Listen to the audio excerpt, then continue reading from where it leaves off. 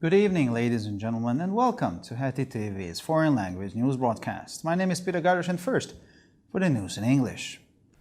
Mahmoud Abbas at the joint press conference with German Chancellor Olaf Scholz in Berlin on Tuesday evening compared the Holocaust and Israeli policy towards the Palestinians in response to a question on whether, as a Palestinian leader, he would apologize to Israel for the Palestinian terrorist attack on the Israeli team at the 1972 Summer Olympics in Munich 50 years ago. Mr. Abbas did not refer to one of the worst crimes against Israelis on German soil since the end of the Second World War, in which 11 Israeli citizens lost their lives, but instead lashed out at Israeli policy towards the Palestinians. He said that if one wants to regurgitate the past, one should also take note of the fact that Israel has massacred Palestinians in 50 locations in the Palestinian territories over the past decades. That is, 50 massacres, 50 holocausts, Abbas said.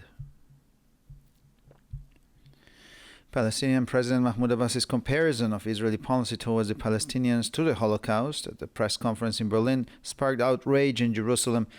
This is not only a moral disgrace but also a terrible lie, Israeli Prime Minister Yair Lapid wrote in a communique. 6 million Jews were murdered in the Holocaust, including 1.5 million children. History will not forgive Abbas, added Lapid. It's vile and false, an attempt to distort and rewrite history, Defense Minister Benny Gantz said, also a child of Hungarian Holocaust survivors who has held several meetings with Abbas over the past year, including inviting him to his own house, as he told Kan Public Radio. Naftali Bennett said that as Prime Minister he did not even want to meet Abbas and much less to lead political discussions with the man, despite domestic and international pressure. Ukrainian President Volodymyr Zelensky said in an interview with the U.S. newspaper The Washington Post that Ukraine had refrained from open preparations for the war on the eve of Russia's operation on the 24th of February in order not to create panic. He said that the U.S. administration had been warning him more and more firmly of the possibility of a Russian invasion since the autumn of 2021. But the Ukrainian president said the Kyiv leadership wanted to avoid economic collapse and did not want the population to flee abroad. If he had then told his compatriots to start boarding money and food, they would have lost $7 billion a month since October last year, said Zelensky, adding that if Russia had attacked in such circumstances, it would have occupied Ukraine in 3 days. He also pointed out that keeping people in Ukraine was essential to the country's defense, said Zelensky. The South Korean president called for real talks with Pyongyang in Seoul. Negotiations with North Korea should be about peace building, not political theatrics, said Yoon Seok-yeol, who was addressing a press conference on the occasion of his first 100 days in office. The president, who had already called for dialogue during his election campaign, reiterated his readiness to provide gradual economic assistance to North Korea if it stops developing nuclear weapons and starts disarming them. Yoon Suk-yeol stressed that if North Korea shows a firm commitment to dismantle its nuclear program, we will do what we can to help it. Dialogue between the leaders of the two countries and formal talks at the working level should not be a political show, but should contribute to the establishment of nuclear security and meaningful peace on the Korean Peninsula and in northeastern Asia, he stressed. And finally, for the weather, the evening is expected to be calm and uneventful. A cold front will arrive in our region tomorrow. The early morning temperatures will be around 21 degrees Celsius, the afternoon temperatures around 38 degrees Celsius. For further news, please visit our websites at www.hetitv.com or broadpress.com. Thank you for your attention. So much for the news in English, and now for the news in German.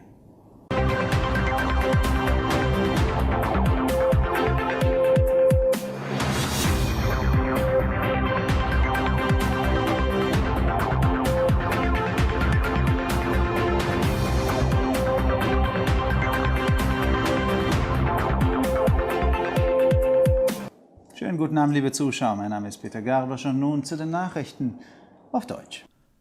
Mahmoud Abbas verglich am Dienstagabend auf einer gemeinsamen Pressekonferenz mit Bundeskanzler Olaf Scholz in Berlin den Holocaust mit der israelischen Politik gegenüber den Palästinensern. Er antwortete damit auf die Frage, ob er sich als palästinensischer Führer bei Israel für den palästinensischen Terroranschlag auf die israelische Mannschaft bei den Olympischen Sommerspielen 1972 in München vor 50 Jahren entschuldigen würde. Aber es bezog sich nicht auf eines der schlimmsten Verbrechen gegen Israelis auf deutschem Boden seit dem Ende des Zweiten Weltkriegs, bei dem 11 israelische Bürger ihr Leben verloren, sondern griff stattdessen die israelische Politik gegenüber den Palästinensern an. Wenn man die Vergangenheit aufarbeiten wolle, müsse man auch zur Kenntnis nehmen, dass Israel in den vergangenen Jahrzehnten an 50 Orten in den Palästinensergebieten Palästinenser massakriert habe. Das sind 50 Massaker, 50 Holocausts, sagte Abbas. Der Vergleich der israelischen Politik gegenüber den Palästinensern mit dem Holocaust, den der palästinensische Präsident Mahmoud Abbas auf einer Pressekonferenz in Berlin gezogen hat, hat in Jerusalem Empörung ausgelöst. Dies ist nicht nur eine moralische Schande, sondern auch eine schreckliche Lüge, schrieb der israelische Ministerpräsident Yair Lapid in einem Kommuniqué. 6 Millionen Juden wurden im Holocaust ermordet, darunter 1,5 Millionen Kinder. Die Geschichte wird Abbas nicht verzeihen, so Lapid weiter. Das ist abscheulich und falsch, ein Versuch, die Geschichte zu verzerren und umzuschreiben, sagte Verteidigungsminister Benny Gantz, ebenfalls ein Kind ungarischer Holocaust-Überlebender, der sich im vergangenen Jahr mehrmals mit Abbas getroffen und ihn auch zu sich nach Hause eingeladen hat. Naftali Bennett sagte gegenüber dem Khan Public Radio, dass er als Ministerpräsident nicht einmal gewillt war, Abbas zu treffen, ganz geschwiegen politische Diskurse mit ihm zu führen, trotz des heimischen und internationalen Drucks. Der ukrainische Präsident Volodymyr Zelensky sagte in einem Interview mit der US-Zeitung Washington Post, die Ukraine habe am Vorabend der russischen Operation am 24. Februar von offenen Kriegsvorbereitungen abgesehen, um keine Panik zu erzeugen. Er sagte, die US-Regierung habe ihn seit Herbst 2021 immer nachdrücklicher von der Möglichkeit einer russischen Invasion gewarnt. Der ukrainische Präsident sagte jedoch, die Führung in Kiew wolle einen wirtschaftlichen Zusammenbruch vermeiden und nicht, dass die Bevölkerung ins Ausland flieht. Hätte er seinen Landsleuten damals gesagt, sie sollten Geld und Lebensmittel horten, hätten sie seit Oktober letzten Jahres $7 Milliarden pro Monat verloren, sagte Zelensky und fügte hinzu, dass Russland bei einem Angriff unter diesen Umständen die Ukraine innerhalb von 3 Tagen besetzt hätte. Er wies auch darauf hin, dass der Verbleib der Menschen in der Ukraine für die Verteidigung des Landes unabdingbar sei, so Zelensky. Der südkoreanische Präsident rief in Seoul zu echten Gesprächen mit Pyongyang auf. Bei den Verhandlungen mit Nordkorea sollte es um die Schaffung von Frieden gehen und nicht um politische Theatralik, sagte Yoon Seok-yeol auf einer Pressekonferenz anlässlich seiner ersten 100 Tage im Amt.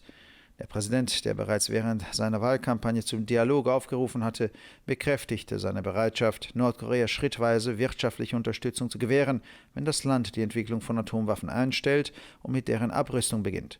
Yoon Suk-yeol betonte, dass wir alles in unserer Macht Stehende tun werden, um Nordkorea zu helfen, wenn es sich entschlossen zeigt, sein Atomprogramm abzubauen. Der Dialog zwischen den Führern beider Länder und die formellen Gespräche auf Arbeitsebene sollten keine politische Show sein, sondern zur Schaffung nuklearer Sicherheit und eines sinnvollen Friedens auf der koreanischen Halbinsel und in Nordostasien beitragen, betonte er. Und schließlich zum Wetter. Der Abend wird voraussichtlich ruhig und ereignislos. Morgen wird eine Kaltfront in unsere Region eintreffen. Die Temperaturen liegen am Morgen um die 21 Grad, am Nachmittag um die 38 Grad Celsius. Für weitere Nachrichten besichtigen Sie bitte unsere Webseiten www.hettitv.com sowie www.breuerpress.com.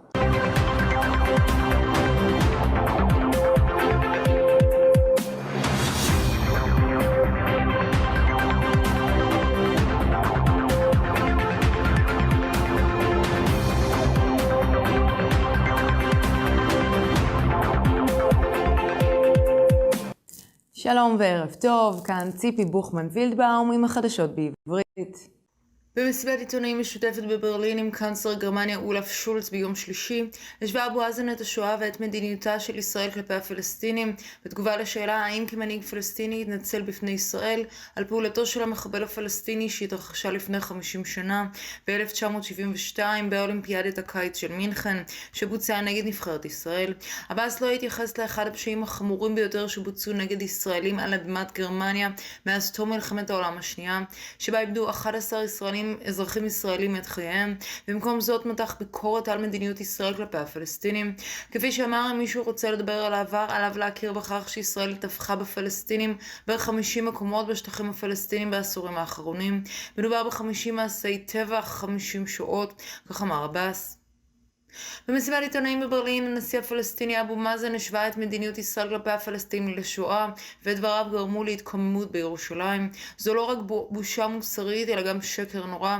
כך כתב ראש ממשלת ישראל יאיר לפיד בפוסט ברשתות החברתיות. 6 מיליון יהודים נרצחו בשואה, בהם 1.5 מיליון ילדים. ההיסטוריה לא תסלח לעבאס, כך הוסיף לפיד. דברים נתעבים ושקריים, ניסיון לעוות ולשכתב את ההיסטוריה. כך אמר שר הביטחון בני גנץ, ילדם של ניצולי שואה הונגרים בתחנת הרדיו של שדרן חדשות כאן, שגם ניהל מספר שיחות עם עבאס בשנה האחרונה, וגם הזמין אותו לביתו. נפתלי בנט אמר, כראש ממשלה סירבתי אפילו להיפגש, שלא לדבר על לנהל משא ומתן מדיני עם אבו מאזן, למרות הלחץ הפנימי והחיצוני. אוקראינה נמנעה מהיערכות למלחמה גלויה לפני המבצע הרוסי שהחל ב-24 בפברואר כדי לא לעורר בהלה. כך אמר נשיא אוקראינה ולדימיר זלנסקי בראיון לעיתון האמריקני וושינגטון פוסט. כפי שאמר, ממשלת ארצות הברית הזהירה אותו מפני האפשרות של פלישה רוסית כבר מהסתיו 2021. עם זאת, לדברי נשיא אוקראינה, ההנהגה בקייב רצתה להימנע מקריסה כלכלית ולא רצתה שהאוכלוסייה תברח לחו"ל. אם הוא אמר לאזרחיו להתחיל לאגור כסף ומזון, אז הם היו מפסידים 7 מיליארד דולר בחודש מאז אוקטובר האחרון. כך אמר זלנסקי והוסיף שאם רוסיה הייתה תוקפת תחת נסיבות כאלה, היא הייתה כובשת את אוקראינה תוך 3 ימים. הוא גם הדגיש כי שזה היה הכרחי שהאזרחים יישארו באוקראינה, דבר שהוא חיוני להגנת המדינה. נשיא דרום קוריאה קרא למשא ומתן אמיתי עם פיונגיאנג בסיול. המשא ומתן עם צפון קוריאה צריך לשמש למטרות שלום ולא דרמה פוליטית. כלומר יון סונג יואול שערך מסיבת עיתונאים לרגל 100 ימיו הראשונים בתפקיד. הנשיא שכבר דחק בדיאלוג במהלך מערכת הבחירות שלו, הצהיר שוב ושוב כי הוא מוכן להעניק סיוע כלכלי הדרגתי לצפון קוריאה, אם היא תפסיק לפתח נשק גרעיני ותתחיל בפירוקם. יון סונג יואול הדגיש, אם צפון קוריאה תראה מחויבות להפסיק את תוכנית הגרעין שלה, אנו נעשה מה שאנו יכולים כדי לעזור לה. הדיאלוג בין מנהיגי שתי המדינות והמשא ומתן הרשמי ברמת העבודה לא צריכים להיות הצגה פוליטית, אלא הם צריכים לתרום ליצירת ביטחון גרעיני ושלום משמעותי בחצי האי קוריאני ובצפון מזרח אסיה, כך הדגיש הפוליטיקאי. ועכשיו נעבור תחזית מזג האוויר. גם בשעות הערב חזו עם מזג אוויר בהיר ורגוע.